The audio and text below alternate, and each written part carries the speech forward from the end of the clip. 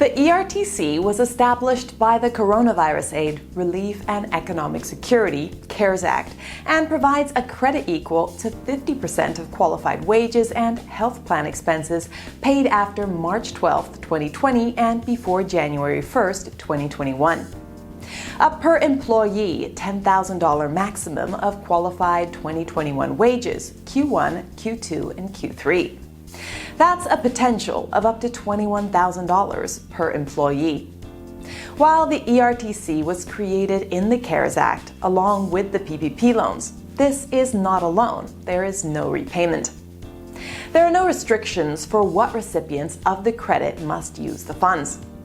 The 2020 ERC program is a refundable tax credit of 50% of up to $10,000 in wages paid per employee from the 12th of March till the 31st of December 2020 by an eligible employer. That is a potential of up to $5,000 per employee. In 2021, the ERC increased to 70% of up to $10,000 in wages paid per employee per quarter for Q1, Q2, and Q3. That is a potential of up to $21,000 per employee, startups eligible for up to $33,000. What is the Employee Retention Tax Credit, ERTC, and how is it different from the Payroll Protection Program, PPP? The Coronavirus Aid, Relief and Economic Security Act, also known as the CARES Act, was signed into law on March 27, 2020. It included two programs to assist businesses with keeping workers employed. The Payroll Protection Program, PPP, administered by the Small Business Administration and Employee Retention Tax Credit, ERTC, administered by the Internal Revenue Service. PPP funds are distributed based on 2.5 months of payroll, and a minimum of 80% of the funds must be used on payroll to be eligible for forgiveness. Additionally, PPP funds are not taxable as revenue, and you may still take deductions for the payroll covered by PPP. ERTC tax credits, however, are credits or refunds for a percentage of payroll in each quarter that you qualify. There are specific rules for determining eligibility by quarter and limiting the dollars that can be claimed for each employee. I got PPP funds already. Can I also get ERTC? Initially, with the CARES Act, employers could choose to apply for PPP or claim ERTC credits, but not both. PPP was more beneficial than ERTC for most businesses, for reasons we won't go into here. And so, most businesses with under 500 employees received forgivable PPP loans. On March 11, 2021, the American Rescue Plan Act of 2021 was signed into law and included many modifications and expansions to existing elements of previous stimulus programs. Noteworthy modifications for business owners included businesses who applied for and received PPP funds could now also claim ERTC credits. ERTC credits could be retroactively claimed for businesses that qualified in 2020. ERTC credits were extended through the 30th of September 2021 with lower qualification requirements. The per-employee cap on qualifying wages increased from $10,000 for all of 2020 to $10,000 per quarter for the first 3 quarters of 2021. The refundable credit amount increased from 50% of qualifying wages in 2020 to 70% in 2021. So the short answer is yes, you can claim ERTC even if you received PPP funds. How do I apply for ERTC tax credits? Unlike the Payroll Protection Program administered by the Small Business Administration, there's actually no application process for the Employee Retention Tax Credits. You simply claim the ERTC tax credit like you would any other tax credit, by asserting to the IRS that you can legally claim the credit. When you claim a child tax credit, you do so by asserting this fact on your Form 1020 personal income tax return. The difference is that when you claim an ERTC tax credit, you do so on your Form 941 employer quarterly tax filing. For prior quarters, you must file an amended form. the Form 941X, to reduce your current quarter's tax contribution and request a refund of excess credits, which is highly likely. Another perk of ERTC is that since you can often estimate these credits in advance of distributing cash for payroll, you can file a Form 7200 to receive a cash advance to avoid waiting until the end of the quarter to apply for the refund. My revenue in Q1 2021 is back to pre-pandemic levels, so I must be ineligible, right? Even though you may feel like revenue is back to normal, there are some items you want to consider before passing on this ERTC assessment. First, even if revenues have returned to normal in 2021, you may have qualified in 2020 and you can retroactively claim those credits. That eligibility criteria in 2020 was based on revenue declines from 2019, or if your business was partially or fully closed due to governmental mandate. Second, while your revenue may have returned to normal in Q1 2021, remember that we are comparing your Q1 2021 to Q1 2019.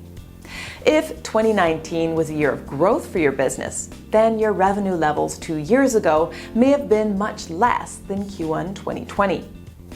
And lastly, if your revenues were down in Q4 2020 by just 20% compared to Q4 2019, then you may also be eligible for Q1 2021. There is a safe harbor provision that few advisors are talking about, and it means that many businesses are qualifying for $7,000 per employee in Q1 2021. I know it seems too good to be true, but the government wants to incentivize and reward you for keeping U.S. residents employed and money flowing through our economy as we rebuild bigger and stronger than before. I thought payroll taxes deferred in 2020 had to be repaid. Does ERTC work the same way? You're most likely referring to a provision of the CARES Act that allowed employers to defer the deposit and payment of the employer's share of Social Security taxes. Those deferrals must then be repaid with at least 50% of the balance due by the 31st of December 2021. And the remaining balance due by the 31st of December 2022.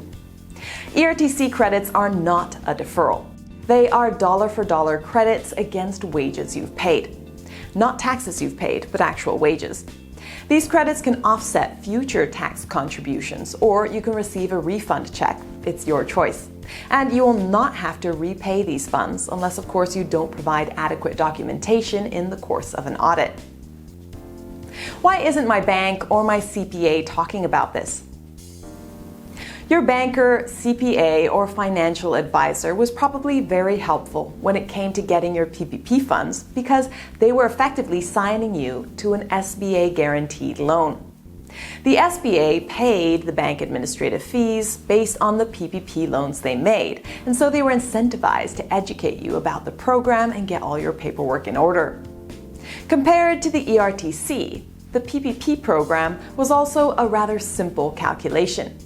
2.5 times your average monthly payroll, including health insurance and state unemployment taxes.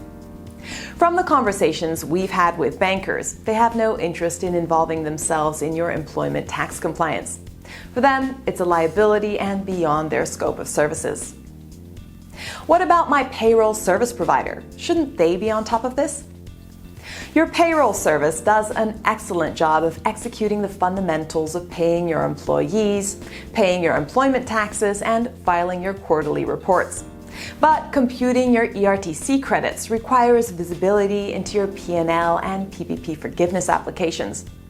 Not only that, but the complex requirements around eligibility and allocating ERTC credits at the employee level while accounting for annual and quarterly qualifying wage gaps.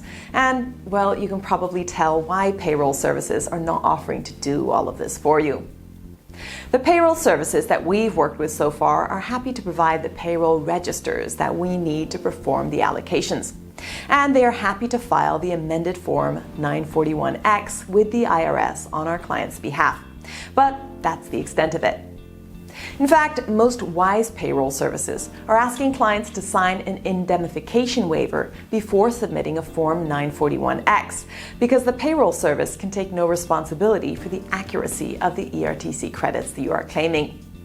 For them to involve themselves in the intricacies of this calculation, it's a liability and beyond their scope of services. Will my tax CPA handle this for me, since they handle my income tax returns?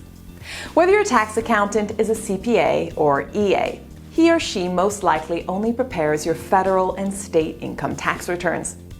However, ERTC credits are claimed against employment taxes on Form 941 and cash advanced through Form 7200.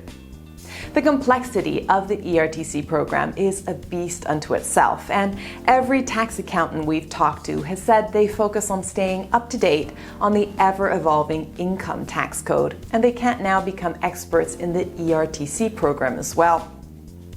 If your tax accountant is comfortable determining your eligibility by quarter and year, computing your credits, and preparing contemporaneous documentation to support an IRS audit, then you should certainly let them handle all of this. If you want a second set of eyes on this, we're happy to take a look. My bookkeeper has all my info. Can they handle my ERTC claims? Your bookkeeper should certainly have access to all the information that's needed for an accurate calculation of your legal ERTC claim. They will have your financial reports, payroll registers, and PPP loan forgiveness documents. The million-dollar question is, do they have the time? Do they have the time to dig into the text of the American Rescue Plan Act of 2021 and its accompanying referenced laws like CARES Act, Families First Act, Payroll and Healthcare Enhancement Act, PPP Payroll Flexibility Act, and the Consolidated Appropriations Act? Time to read the IRS interpretations and FAQs and cross-reference those definitions with that of PPP, which was separately defined and dissimilarly interpreted in the Small Business Administration's bulletins and IFRs? Do they have the time to ensure accuracy in eligibility determination, maximize your computation, and create the supporting documentation you'll need to support an IRS audit of employer taxes? So far, we've not found a bookkeeper who is able to take all this on while handling the day-to-day of bookkeeping. If yours can, then take them up on their offer. We're happy to take a second look. What forms do I need to apply for the Employee Retention Credit, ERC? Forms 941, Employer's Quarterly Federal Tax Return.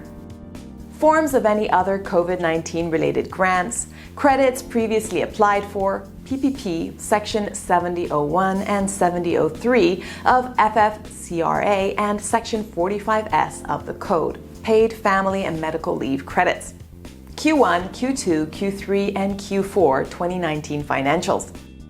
Q1, Q2, Q3, Q4 2020 financials. Q1 2021 financials. Government order to shut down or suspend operations if applicable. Power of attorney. General release of liability. Client services agreement and fee arrangement. The Employee Retention Credit is a fully refundable tax credit for employers equal to 50% of qualified wages, including allocable qualified health plan expenses that eligible employers pay their employees. This Employee Retention Credit applies to qualified wages paid after March 12, 2020 and before January 1, 2021. Note, you must keep all records for 4 years.